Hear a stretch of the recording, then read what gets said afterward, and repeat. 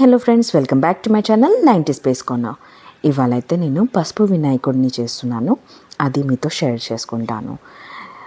పార్వతీమాత శనగపిండి అండ్ పసుపుతో చేసిన వినాయకుడిని చేసి ప్రాణం పోసింది అని అంటారు కదా.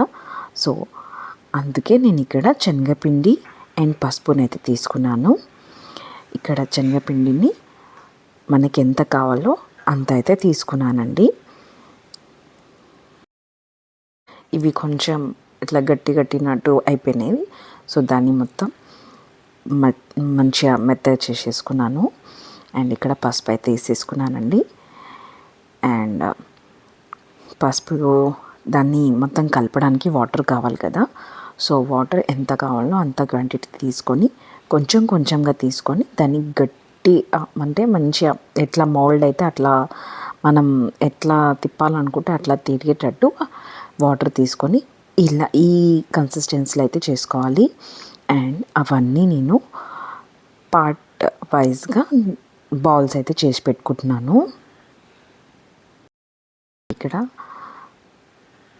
కూర్చోపెట్టడానికి వినాయకుడిని ఇలా అయితే సిద్ధం చేసుకున్నాను. అండ్ ఫస్ట్ బొజ్జను పెడుతున్నాను.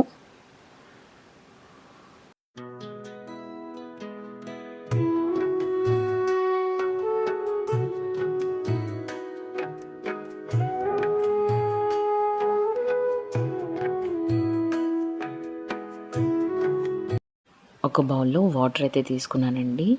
సో దాట్ మనం మన హ్యాండ్ని డిప్ చేసి ఇలా స్మర్జ్ అయితే చేసుకోవచ్చని.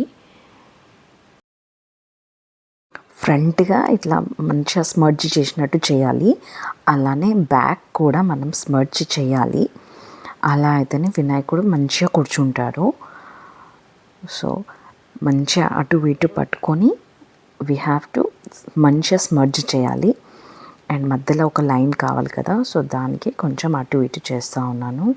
అండ్ ఫేస్ కూడా నోస్ దగ్గర కొంచెం ఇట్లా ఒత్తి పట్టుకున్నట్టు ఐస్కి ఇట్లా దుప్పలాగా రావాలన్నమాట. సో అక్కడ మనం నోస్ పెట్టిన అండ్ ఇక్కడ ఐస్ని హైలైట్ చేసిన బాగుంటుంది. యాక్చువల్లీ వీడియో ఎందుకో పోర్ట్రేట్ ఆ మోడ్లో ఉండే అనుకుంటా. సో అంత బాగా కనిపిస్తలేదు. నా హ్యాండ్స్ వస్తేనే అక్కడ మంచిగా క్లియర్ కనిపిస్తుంది. అదర్వైజ్ సమ్వాట్ ఏదో డిఫరెంట్గా వచ్చింది. ఇది నేను అప్పుడు చూసుకోలేదు రికార్డింగ్ అవుతున్న టైంలో. So please excuse that one. ఇక్కడైతే హ్యాండ్స్ పెడుతున్నాను, 2 సైడ్స్ హ్యాండ్స్ని. అండ్ దానికి ఇట్లా కొంచెం సర్టన్ షేప్ ఇచ్చడానికి ఇక్కడ నేను మన అగరబత్తి స్టిక్స్ ఉంటాయి కదా, ఆ స్టిక్స్ తోటి కొంచెం ఇట్లా లైన్స్ లాగా వేసాను. సో దట్ మన ఫింగర్స్ లాగా అట్లా కనిపిస్తుందని. ఇక్కడైతే నేను తొండం పెట్టేస్తున్నాను. చూసారా, పైనుంచి పెట్టుకురావాలి. సో అట్లా అయితే బాగా షేప్ అయితే బాగా కనిపిస్తుంది. ఇక్కడ తొండం బాగా మంచిగా స్మర్జ్ చేసినాక ఇక్కడైతే నేను ఇయర్స్ పెట్టేస్తున్నానండి. ఈజియెస్ట్ థింగ్ అనమాట. అండ్ ఇక్కడ ఐస్కి అయితే లవంగాలు పెడుతున్నాను. అండ్ ఇక్కడ టీత్కి అయితే టూత్ పిక్ యూజ్ చేశానండి. మంచిగా బొట్టు పెట్టేశాను. ఇక్కడ చూసారా, ఇక్కడ నేను కూర్చున్నాగానే వినాయకుడు ఇట్లా వేరే అయిపోతున్నాను. నేను లేవంగానే మంచిగా కనిపిస్తున్నారు. సో అది నేను చూసుకోలేదు. వీడియో ఎడిటింగ్ టైంలో చూసే వరకు అది ఇది ఇట్లా అయిపోయింది అనిపించింది.